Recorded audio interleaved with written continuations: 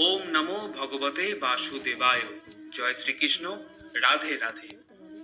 বন্ধুরা, বলা হয় যে শ্রীমদ্ ভাগবত গীতা শুধুমাত্র একটি ধর্মের জন্য নয়, এটি পৃথিবীর প্রতিটা মানুষের পড়া এবং বোঝা উচিত, যাতে সে ব্যক্তি তার জীবনের সুখ, শান্তি এবং সাফল্য লাভ করতে পারে। শ্রীমদ্ ভাগবত গীতায় মোট 18টি অধ্যায় রয়েছে এবং এই 18টি অধ্যায়ের শ্লোকের সংখ্যা প্রায় 700।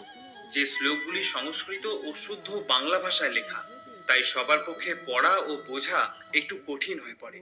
তাই আজকের এই ভিডিওতে সহজ বাংলায় শ্রীমদ্ ভাগবত গীতার 111টি বাণীর কথা আপনাদের বলবো, যে বাণীগুলি মনুষ্য জীবনের প্রতিটি পদক্ষেপে অতি প্রয়োজনীয়। এই বাণীগুলি শুনলে আপনি শ্রীমদ্ ভাগবত গীতার প্রকৃত অর্থ বুঝতে পারবেন। তবে ভিডিও শুরু করার আগে যারা আমার এই চ্যানেলে নতুন ভিডিও দেখছেন, তারা দয়া করে চ্যানেলটিকে সাবস্ক্রাইব করবেন এবং যদি ভিডিওটি শেষ পর্যন্ত দেখে আপনাদের ভালো লাগে, তাহলে অবশ্যই ভিডিওতে একটি লাইক করতে ভুলবেন না। তাহলে চলুন দেরি না করে শুনে নেওয়া যাক শ্রীমদ্ ভাগবত গীতার অতীব প্রয়োজনীয় কিছু কথা।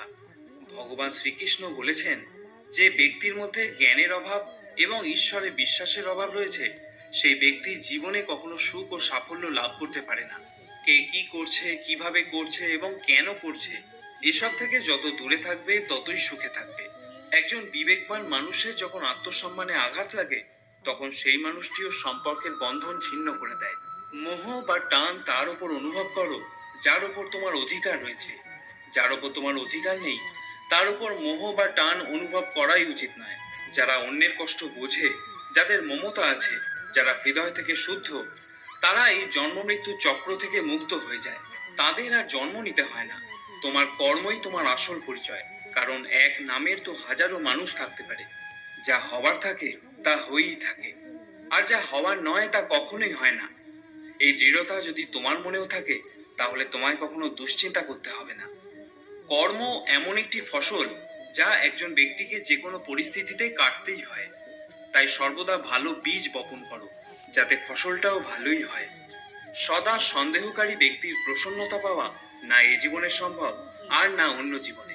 তাই যারা অতিরিক্ত সন্দেহপ্রবণ, তাদের খুশি করা বন্ধ করো। বস্তুর সম্পর্কে চিন্তা করে মানুষ তাদের প্রতি আসক্ত হয়ে পড়ে।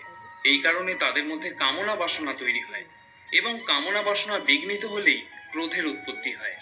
আর ভগবান বলেন, রিপুদের মধ্যে সব থেকে ভয়ঙ্কর হলো এই ক্রোধ। যদি শারীরিক ও মানসিকভাবে সুস্থ থাকতে চাও, তাহলে এই ক্রোধকে বর্জন করতে হবে। মৌন থাকা বা চুপ করে থাকা তার প্রতি আপনার শ্রেষ্ঠ উত্তর, যে আপনার কথার মূল্য দেয় না।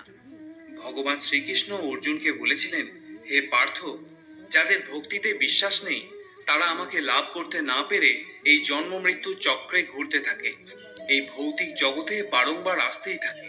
হে অর্জুন, যারা আমার পরম ভক্ত, যারা সর্বদা আমাকে স্মরণ করে, একক চিত্তে আমার উপাসনা করে, আমি স্বয়ং তাদের প্রত্যেকের কল্যাণের দায়িত্ব গ্রহণ করে থাকি।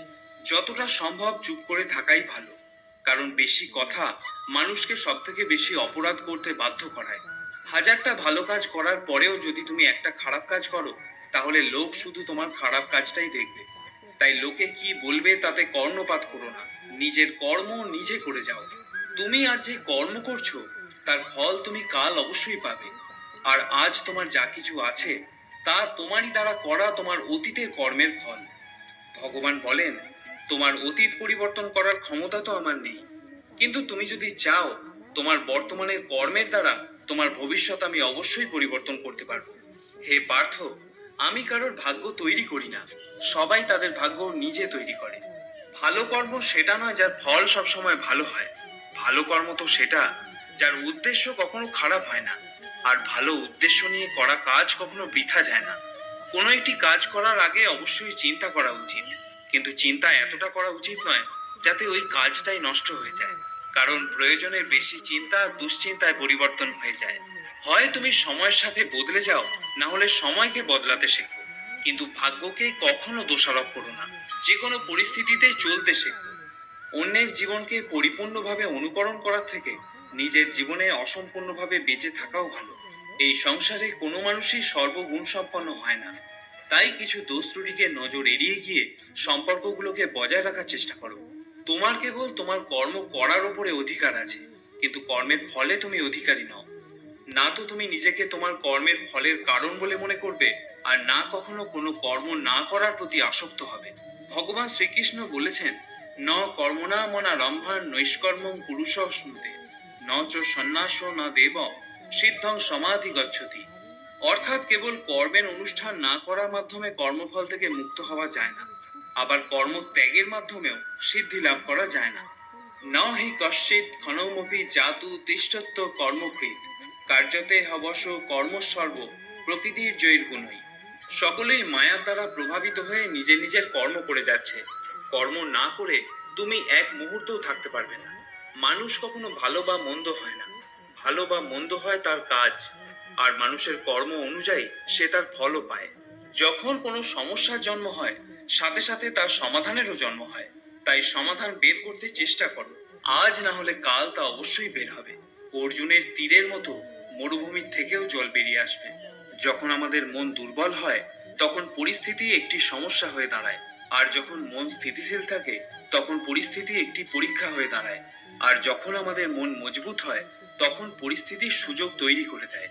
আমরা তো জীবনে অনেক ভুল করেই থাকি, কিন্তু জীবনের সব থেকে বড় ভুল হলো সেটা যেটা থেকে আমরা কিছু শিখতে পারি না। ভগবান শ্রীকৃষ্ণ অর্জুনকে বলেছিলেন, হে ভারতবংশী, দেহের মধ্যে থাকা জীবিতকে কখনো হত্যা করা যায় না, তাই কোনো জীবের জন্য তোমার দুঃখ করা উচিত নয়। মানুষের মানবতা ঠিক সেই সময় নষ্ট হয়ে যায় যখন সে অন্যের দুঃখে আনন্দ পেতে শুরু করে। সময় আমাদের শেখায়, না তো জীবন কারোর জন্য সারা জীবন অপেক্ষা করবে, না তো কেউ তোমার জন্য সারা জীবন অপেক্ষা করবে। এই পৃথিবীতে সময় আর জীবন কারোর জন্য থেমে থাকে না। জীবনও তার সাথেই খেলে যে খেলোয়াড় শ্রেষ্ঠ প্রকৃতির হয়। কষ্ট সবার একই রকম হয়ে থাকে, কিন্তু আত্মবিশ্বাস প্রত্যেকের ভিন্ন ভিন্ন হয়। কেউ হতাশ হয়ে হাল ছেড়ে দিয়ে ছিন্ন ভিন্ন হয়ে যায়, তো কেউ সংগ্রাম করে আবার জ্বলে ওঠে। মানুষকে তার কর্মের সম্ভাব্য ফলাফলের দ্বারা প্রাপ্ত জয় পরাজয়, লাভ ক্ষতি, সুখ দুঃখ ইত্যাদি সম্ভাব্য পরিণতির কথা ভেবে চিন্তাগ্রস্ত হওয়া উচিত নয়। এই ধরাধামে মনুষ্য জীবন প্রাপ্ত হলে তাকে কর্ম করতেই হবে। শ্রীকৃষ্ণ ভগবান হয়েও এই কর্মের নিয়তি চক্র থেকে কখনো রেহাই পাননি। তিনি সারা জীবন কর্ম করে গেছেন। তাই তো তিনি অর্জুনকে বলেছিলেন, ন মে পার্থাস্তি কর্তব্যং ত্রিষু লোকেষু কিঞ্চন নানা ব্যাপ্তম ব্যাপ্তব্যং বর্ত এবচ কর্মণি। হে পার্থ, এই ত্রিজগতে আমার কিছুই কর্তব্য নেই, আমার অপ্রাপ্তও কিছু নেই এবং প্রাপ্তব্যও কিছু নেই, তবুও আমি কর্ম করে যাচ্ছি। কারণ আমি যদি অনলস হয়ে কর্তব্য কর্মে প্রবৃত্ত না হই, তাহলে আমাকে অনুকরণ করে সমগ্র মনুষ্য জাতি তাদের কর্মও ত্যাগ করবে। যদি তুমি তোমার ভুল থেকে কিছু শিখতে পারো, তাহলে সেই ভুলগুলি হবে তোমার উপরে ওঠার সিঁড়ি। আর যদি তুমি তোমার ভুল থেকে কিছু শিখতে না পারো, তাহলে সেই ভুলগুলি সমুদ্র হয়ে যাবে। এখন সিদ্ধান্ত সম্পূর্ণ তোমার, তুমি উপরে উঠবে নাকি নিচে ডুববে। মানুষ হলো নশ্বর দেহের অধিকারী। মানুষ যেমন পুরাতন বস্ত্র পরিত্যাগ করে নতুন বস্ত্র পরিধান করে, ঠিক তেমনি আত্মাও পুরনো অসার শরীর ত্যাগ করে নতুন এক ভৌতিক শরীর ধারণ করে। তাই কারোর জন্য তোমার শোক করা উচিত নয়। মনে রেখো, শরীর নশ্বর হলেও আত্মা অবিনশ্বর হয়। এই আত্মাকে অস্ত্র দ্বারা ছেদন করা যায় না, জল দ্বারা সিক্ত করা যায় না, বাতাস দ্বারা শুষ্ক করা যায় না, আবার অগ্নি দ্বারা দগ্ধও করা যায় না। তাহলে কিসের এত শোক, কিসের এত চিন্তা? জীবনের সমস্যাগুলো ততটা শক্তিশালী হয় না যতটা আমরা আগে থেকে মনে করে নিই। কখনো কি শুনেছো যে অন্ধকার সকাল হতে দেয়নি? এটা জরুরি নয় যে প্রত্যেকবার তোমার কথাকে সঠিক বলেই মনে করা হবে। তাই মাঝে মাঝে নিশ্চুপ থাকতেও শেখো। যে যত শান্ত প্রকৃতির হয়, সে ততই গভীরভাবে তার বুদ্ধির প্রয়োগ করতে পারে। সমালোচনাকে ভয় পেয়ে কখনোই নিজের লক্ষ্য ত্যাগ করবে না, কারণ যারা সমালোচনা করে তাদের মতামত লক্ষ্য অর্জনের সাথে সাথেই পরিবর্তন হয়ে যায়। তোমার পরাজয় এবং জয় তোমার চিন্তার উপরেই নির্ভর করে। যদি তুমি মেনে নাও, তবে তোমার পরাজয়ই হবে, কিন্তু যদি তুমি দৃঢ় প্রতিজ্ঞ হও, তাহলে তুমি বিজয়ী হবে। সব থেকে বিচক্ষণ ও স্থির মনের মানুষ তারাই হয় যারা সফলতায় গর্বিত হয় না, আবার ব্যর্থ হলে দুঃখে ডুবেও যায় না। যদি তোমার প্রশংসা করা হয়, তবে তোমার আরো সতর্ক হওয়া দরকার। জীবনে কখনো কারোর সঙ্গে নিজেকে তুলনা করবে না। মনে রাখবে, তুমি যেমনই হও সেটাই সর্বশ্রেষ্ঠ। যে মানুষ মনকে জয় করতে শিখেছে, তার কাছে তার মনই সব থেকে ভালো বন্ধু। কিন্তু যে এটা করতে পারে না, তার কাছে তার মন সব থেকে বড় শত্রু হয়ে ওঠে। জীবনে যে নেতিবাচক চিন্তা আসবে এটা নিশ্চিত, কিন্তু এটা তোমার উপর নির্ভর করে যে তুমি তাদের কতটা গুরুত্ব দেবে। সর্বদা মনে রাখবে, ভালো দিন পাওয়ার জন্য তোমাকে খারাপ দিনের সাথে লড়াই করতেই হবে। জীবনে কোনো কিছুই চিরস্থায়ী নয়, তাই কঠিন সময়ে কখনো ভেঙে পড়ো না। খুব তাড়াতাড়ি সমস্যার মেঘ কেটে গিয়ে সমাধানের সূর্যের উদয় হবেই। কারণ এই পৃথিবীতে সবকিছুই পরিবর্তনশীল।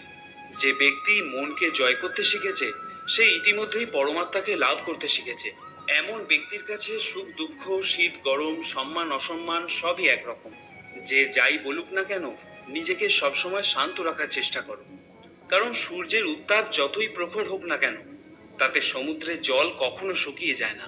জলে ভাসমান নৌকা যেমন ঝড়ের আঘাতে নিজের লক্ষ্য থেকে দূরে সরে যায়, ঠিক সেরকমই অতিরিক্ত আনন্দ মানুষকে ভুল পথে চালিত করে।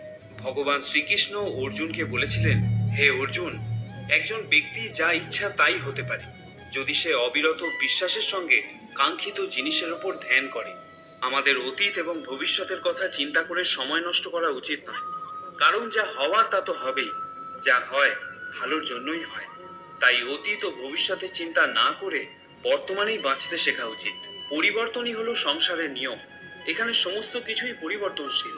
তাই সুখ দুঃখ, লাভ ক্ষতি, জয় পরাজয়, মান অপমান ইত্যাদির মধ্যে একটি স্থানে অবস্থিত থেকে জীবনকে উপভোগ করা উচিত। নিজের রাগকে নিয়ন্ত্রণ করতে শেখো, কারণ রাগের ফলে ভ্রম সৃষ্টি হয়। এই ভ্রম বুদ্ধিকে বিচলিত করে তোলে। এর ফলে বুদ্ধি নাশ হয়, ব্যক্তি পতনের দিকে অগ্রসর হতে শুরু করে। রাগ, কামনা বাসনা, ভয় এগুলি হলো আমাদের পরম শত্রু। যে কোনো কাজ করার আগে বিচার করো। আমরা যে কর্মই করি না কেন, তার ফল আমাদেরকেই ভোগ করতে হয়। তাই কর্ম করার আগে বিচার করা উচিত। ভগবান শ্রীকৃষ্ণ অর্জুনকে বলেছিলেন, ব্রহ্মণ্যাধায় কর্মাণি সঙ্গম তক্তা করতি য লিপ্যতে ন স পাপে ন পদ্মপত্র মেবাম ভসা। যিনি সমস্ত কর্মের ফল পরমেশ্বর ভগবানকে অর্পণ করে দিয়ে অনাসক্ত হয়ে কর্ম করেন, কোনো পাপ তাকে কখনো স্পর্শ করতে পারে না। ঠিক যেমন জল কখনো পদ্মপাতাকে স্পর্শ করতে পারে না। নিজেকে কখনো দুর্বল মনে করো না। পড়ে গেলে ওঠার চেষ্টা করো, লড়াই করো, পূর্ণ নিষ্ঠার সাথে তোমার দায়িত্ব পালন করো। বাকি সবকিছু আমার উপর ছেড়ে দাও। তোমার দুঃখ কষ্টের জন্য কখনো পৃথিবীকে দোষারোপ করো না। নিজের মনকে বোঝাও, তোমার মনের পরিবর্তন ঘটলে সমস্ত দুঃখ কষ্টেরও পরিসমাপ্তি ঘটবে। তোমার নিজের ইচ্ছার শক্তির মাধ্যমে নিজেকে নতুন আকার প্রদান করো। কখনো নিজেকে নিজের ইচ্ছা দ্বারা অপমানিত করো না। মনে রাখবে, ইচ্ছা তোমার পরম বন্ধু হতে পারে, আবার পরম শত্রুও হতে পারে। সময় কখনো একরকম থাকতে পারে না। যারা অকারণে অন্যকে দুঃখ দেয়, তাদেরকেও একদিন দুঃখ পেতেই হয়। ধৈর্য ধরো। জীবনের সব থেকে ভালো দিন দেখার জন্য তোমাকে সব থেকে খারাপ দিনের মধ্যে দিয়েই যেতে হবে। কান্না থামাও, নিজেই নিজের সমস্যার সাথে লড়াই করতে শেখো। কারণ যারা সঙ্গ দেয়, তারাও শ্মশান পর্যন্তই সঙ্গ দিতে পারে, কিন্তু তার পরে নয়। সময় যখন বিচার করে, তখন সাক্ষীর প্রয়োজন পড়ে না। তোমার বিশ্বাস একটা পাহাড়কেও নড়াতে পারে, কিন্তু তোমার মনের সন্দেহ একটা পাহাড়কে তুলে দাঁড় করাতে পারে না। অহংকার আর সংস্কারের মধ্যে অনেক বড় পার্থক্য থাকে। অহংকার অন্যের মাথা নত করে খুশি হয়, কিন্তু সংস্কার নিজে মাথা নত করে খুশি হয়। যখন পরিবারের সদস্যদের অপ্রীতিকর মনে হয় এবং অপরিচিতদের নিজের লোক বলে মনে হয়, তখন বুঝে নেবে তোমার ধ্বংসের সময় শুরু হয়ে গিয়েছে। তুমি কি লক্ষ্য করেছো? রেগে গিয়ে চিৎকার করতে বেশি শক্তির প্রয়োজন হয় না, কিন্তু চুপ করে থাকতে অনেক বেশি শক্তির প্রয়োজন হয়। যদি কেউ আমাকে প্রশ্ন করে পরিশ্রম ছাড়া সফল হওয়ার উপায় কি, তাহলে আমি তাকে বলবো, যেখানে পরিশ্রম নেই সেখানে সফল হওয়ার স্বপ্ন দেখাই বৃথা। তোমার শত্রুকে ধ্বংস করার ফন্দি না বানিয়ে শত্রু তৈরি হওয়ার পিছনের কারণগুলোকে ধ্বংস করো। জ্ঞানী মানুষ তৈরি করার জন্য যদি কোনো বই লেখা হয়, তাহলে সততাই হবে তার প্রথম অধ্যায়। মনে রেখো, একজন সফল ব্যক্তিকে জীবন সঙ্গী করার মধ্যে কোনো সফলতা নেই, বরং একজন পরিশ্রমী মানুষের মনোবল বাড়িয়ে তার সাফল্যের সঙ্গী হওয়াই প্রকৃত সফলতা। অন্যের জীবনে নিজের স্থান খোঁজা বন্ধ করে দাও। বিশ্বাস করো, এতে তোমার জীবন অনেক শান্তিপূর্ণ হবে। সময় খুবই শক্তিশালী হয়, যা যে কোনো জিনিসকে বদলে দিতে পারে, সেটা ব্যক্তি হোক বা সম্পর্ক। একটা ভুল মানুষকে অনেক কষ্ট দেয়, কিন্তু এরকম কিছু কিছু ভুল থাকে যা মানুষকে ভবিষ্যতে হাজারটা ভুল করার থেকেও বাঁচায়। যে আঘাত থেকে রক্ত বের হয় না, বুঝে নিও সেই আঘাত কোনো আপনজনই দিয়েছে। বিজয়ের আনন্দ তো তখন পাওয়া যায় যখন সবাই তোমার হারের প্রতীক্ষায় থাকে। সব দুঃখ কেটে যাওয়ার পরই মন প্রসন্ন হয়, এটা সম্পূর্ণ ভুল ধারণা। মন প্রসন্ন হলে তবেই সব দুঃখ দূর হয়। যদি প্রয়োজনের থেকে অতিরিক্ত কিছু হয়ে যায় তাহলে তা শুধু ক্ষতিই করে, সেটা প্রেম হোক বা অহংকার। এটা ভুল ধারণা যে রাবণ শুধুমাত্র অহংকারের জন্যই মরেছিল। যখন শত্রু ঘরে থাকে তখন মৃত্যু শুধু অহংকারের জন্য নয়, বরং সেই ব্যক্তির ওপর ভরসা করলেও হতে পারে। পরিবার বা সমাজ দুটোই ধ্বংসের পথে চলে যায় যখন জ্ঞানী ব্যক্তিরা নীরবতা পালন করে আর অজ্ঞানীরা চিৎকার করতে থাকে। হে অর্জুন, যে ব্যক্তি পূর্ণ বিশ্বাসের সাথে কোনো দেবতার পূজা করতে চায়, আমি সেই দেবতার প্রতি তার বিশ্বাস দৃঢ় করে দিই। তুমি ফিরে যেতে পারবে না, আবার শুরুকে পরিবর্তন করতেও পারবে না, কিন্তু তুমি যেখানে আছো সেখান থেকে শুরু করতে পারবে, আর এইভাবে নিজের ভবিষ্যৎকে পরিবর্তন করতেও পারবে। পরিশেষে একটা কথাই বলবো, যখন বিশ্বাস ভঙ্গ হতে শুরু করবে, যখন জীবনে কোনো পথ দেখতে পাবে না, তখন শ্রীমদ্ ভাগবত গীতার আশ্রয় নেবে। শ্রীমদ্ ভাগবত গীতা হলো একটি দর্শন, এখানে জীবনের সব প্রশ্নেরই উত্তর পাওয়া যায়। তাহলে বন্ধুরা, আজকের এই ভিডিও এখানেই শেষ করলাম। যদি ভিডিওটি আপনাদের ভালো লেগে থাকে তাহলে একটি লাইক করতে ভুলবেন না, আর যারা চ্যানেলে নতুন ভিডিও দেখছেন তারা অনুগ্রহ করে চ্যানেলটিকে সাবস্ক্রাইব করবেন।